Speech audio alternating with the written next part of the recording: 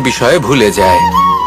দেখতে গেলে মৃত্যুর পরে কি হবে সেটা আমাদের মধ্যে কেউ জানে না।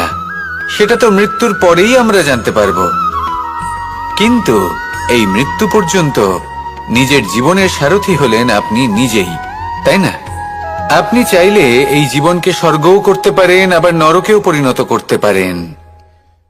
নির্ভর করছে আপনার কর্মের ওপর আর আপনার আপনজনের ওপর।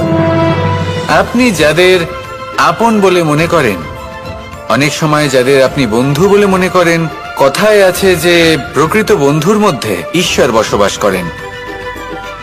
এই বন্ধু আপনাকে হয় পথ থেকে সরিয়ে দেবে বা উচিত পথে নিয়ে আসবে। এরাই আপনার জীবনকে স্বর্গ করে তুলতে পারে বা আপনাকে নরক পথেও টেনে নিয়ে যেতে পারে। তাই জীবনে নিজের কর্মের বিষয়ে আর নিজের সঙ্গের বিষয়ে ভাবুন, সতর্ক হয়ে এগোন আর আমার সাথে ভালোবেসে বলুন, রাধা রাধা। আমরা সবাই প্রত্যেকদিন পরিশ্রম করি, কিন্তু আমাদের মনে কখনো না কখনো এই প্রশ্ন অবশ্যই আসে যে সবসময় জীবনে অগ্রসর হওয়ার জন্য সেই পথেই কি চলা উচিত যেটা পূর্ণরূপে সুরক্ষিত, নাকি এমন পথেও চলা উচিত যে পথে একটু সংকটও আসতে পারে। এবার আমি আপনাদের বলবো যে বিকাশ কিভাবে হয়। ছোট্ট একটা উদাহরণ দিই বিকাশের। আমরা ছোটবেলায় কিভাবে হাঁটতে শিখি। যখন আমরা শিশু অবস্থায় থাকি তখন আমরা একটি পা মাটিতে রাখি, দ্বিতীয় পাটি আমরা শূন্যে উত্তোলিত করি, তারপর সেই পা আমরা আবার মাটিতে রাখি আর তার উপর ভিত্তি করে আমরা আবার অন্য পাটা ফেলি। ঠিক এভাবেই আমরা হাঁটতে শিখে যাই। এবার এক্ষেত্রেও আমরা ছোট্ট একটা ঝুঁকি নিই, আর সেটা হলো যে আমরা পাটি শূন্যে উত্তোলিত করেছি। এতে বিপদ হলো এটাই যে আমরা ভুল করে নিজের ভারসাম্য হারাতে পারি, পড়ে যেতে পারি।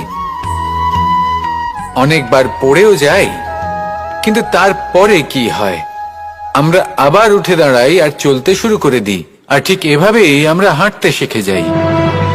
এমন জীবনেও হয়। জীবনেও এইভাবেই কর্ম করতে থাকুন। এমন কিছু কর্ম করলেন যার ফলে বিপদ আসতেই পারে, পরাজয় হতেই পারে, কিন্তু সেটা পার করলেই বিকাশ সম্ভব।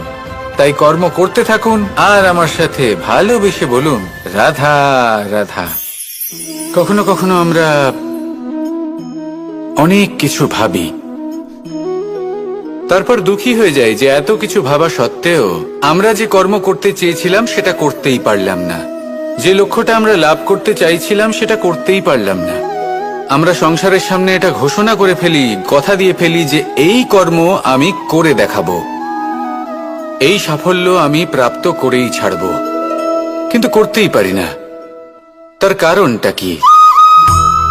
চেতনা, আমাদের একাগ্রতা। আমরা একাগ্র হয়ে পড়ি এই সংসারকে কিছু প্রমাণ করে দেখানোর জন্য, যেখানে আমাদের একাগ্রচিত্ত হওয়া উচিত নিজেদের কর্মের ওপর। কোনো বস্তু বা কোনো সাফল্যের কামনা করা, তার জন্য পরিকল্পনা করা, তার জন্য কর্ম করা আর তা প্রাপ্ত করা, এটা আমাদের কর্তব্য। আর আমাদের মনোযোগ শুধু সেদিকেই কেন্দ্রীভূত হওয়া প্রয়োজনীয়। এই সংসারকে বলার কোনো প্রয়োজন নেই।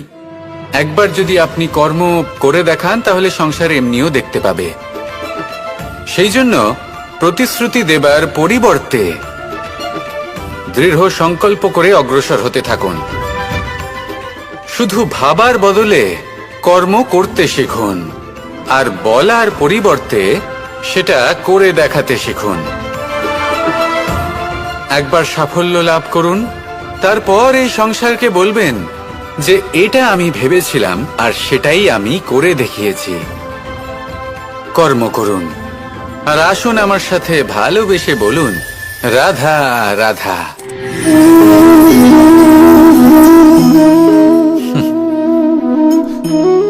এই স্মৃতিগুলি কি অসম্ভব মূল্যবান, তাই না? শুধু তাদের প্রয়োজন হলো একটি মাধ্যম। যেমন মাখনে ভরা এই মাটির হাঁড়ি দেখে আমার বৃন্দাবনের কথা মনে পড়ে গেল। দেখতে গেলে দ্বারকাধীশ যখন চাইবেন, যেখানে চাইবেন, সর্বোত্তম প্রজাতির মাখন খেতে পারেন, কিন্তু সেই মাখনে, বৃন্দাবনের মাখনের মতো সেই আনন্দ, সেই প্রেম কোথায় আছে? বৃন্দাবনে গোপীদের হাঁড়ি ভেঙে মাখন খাওয়া বাড়িতে লুকিয়ে চুরিয়ে ঢোকা, পরিশ্রম করা, চুরি করে হাঁড়ি ভেঙে মাখন খাওয়া, তার মধ্যে যে আনন্দ ছিল সেটা কোনো পাত্রে রাখা মাখনে কি পাওয়া যায়? মায়ের বকা খাওয়া, মায়ের প্রেম অনুভব করা, ওনার হাত থেকে মাখন খাওয়া, যমুনার তটে বসে গোপীদের সাথে হাসি ঠাট্টা করা, রাধাকে উত্ত্যক্ত করা, বৃন্দাবনের স্মৃতিগুলি হলো অমূল্য। যখনই সেগুলো স্মরণ করি তখন এই মন প্রফুল্ল হয়ে ওঠে। কিন্তু আপাতত আমি এই মাখনটা খেয়ে তৃপ্তি লাভ করব। আপনিও আপনার জীবনের সেই অমূল্য অদ্ভুত মুহূর্তগুলোকে স্মরণ করুন এবং আনন্দিত থাকুন আমার সাথে। ভালোবেসে বলুন রাধা রাধা। কখনো কখনো আমাদের নিজেদের ভাবনা চিন্তাই জীবনের পথে অগ্রসর হতে বাধা দেয়। আমাদের চিন্তা ভাবনা আমাদের সীমাবদ্ধ করে দেয়। আমরা প্রত্যেক দিন পরিশ্রম করি, কিছু দেখি, কিছু লাভ করি, কোনো একটা স্থানে পৌঁছই, আর একটা সময় পরে মনে কেমন যেন একটা ভাবনা উৎপন্ন হয় যে আর কত দেখবো, এত কিছু তো দেখে নিলাম, এত কিছু তো লাভ করলাম, এত সাফল্য অর্জন করলাম, আর কত লাভ করব। আর সেখানে আমরা থেমে যাই। এটা হয় আমাদের ভাবনার সীমাবদ্ধতার জন্য। কিন্তু যদি জীবনের কথা বলি, জীবন যদি আপনাকে সেই স্থানে পৌঁছে দেয়, তাহলে তার পরবর্তী পথটাও জীবন আপনাকে নিশ্চিত রূপেই দেখাবে। প্রয়োজনটা হলো সেই পথটা দেখার এবং সেই পথে অগ্রসর হওয়ার। আর যেটা আমাদের জীবনযাত্রার সাথে হয় সেটা জীবনের সাথে এবং আত্মার সাথেও হয়ে থাকে। আমরা জীবনে প্রগতি লাভ করি, বিকাশ লাভ করি, কিন্তু একটা সময় পরে আমরা থেমে যাই। আমাদের সেটাই করলে চলবে না। এই জীবনযাত্রা, প্রগতি, বিকাশ, এই সব কিছুর সমাপ্তি তখনই সম্ভব যখন জীবন সমাপ্ত হবে। তাই নিজেকে বাধা দেবেন না, নিজের জীবনের উদ্দেশ্যকে সীমিত করবেন না। সামনে অগ্রসর হতে থাকুন আর আমার সাথে ভালোবেসে বলুন রাধা রাধা। আজ আপনাকে আমি একটা কাহিনী শোনাবো। রাধার সখী ললিতা একদিন প্রসাধন করছিল। ও দর্পণে নিজেকে দেখল, আর তখন ওর প্রসাধন ওর ভালো লাগলো না। ও বারংবার নিজের প্রসাধন বদলাতে থাকলো আর দর্পণের দিকে তাকালো। কখনো ফুল বদলালো, কখনো বস্ত্র বদলালো, কখনো আভূষণ বদলালো, কিন্তু কিছুতেই নিজের প্রসাধন ওর ভালো লাগলো না। ওর মনে হতে লাগলো যেন ওর রূপ ওকে ত্যাগ করেছে। ও এই কথা রাধাকে বলল। রাধা ওই দর্পণের দিকে তাকালো, একটা বস্ত্র নিল আর সেই দর্পণকে স্বচ্ছ করে তুলল। তারপর ললিতা ওই দর্পণের দিকে তাকালো আর ও নিজের উদ্ভাসিত রূপ দেখতে পেল, নিজের সৌন্দর্য দেখতে পেল। তাৎপর্য মালিন্য দর্পণে ছিল, তার রূপে নয়। ঠিক সেইভাবেই এই দর্পণের মতোই হলো আমাদের মন। যদি এতে মালিন্য থাকে তাহলে এই সংসারের সবকিছুই মলিন বলে মনে হবে। আপনি যদি এই সংসারের সৌন্দর্য দেখতে চান, এই সংসারে শুভ কি সেটা জানতে চান, তাহলে নিজের মনকে স্বচ্ছ করে তুলুন। আসুন আমার সাথে ভালোবেসে বলুন রাধা রাধা। এটা কোনো এক সময়ের ঘটনা। মাটির নিচে ছিল জল, আর মাটির ওপর ছিল একটা বৃক্ষ, আর সেই বৃক্ষে ছিল একটা পাতা যা আকাশকে স্পর্শ করত।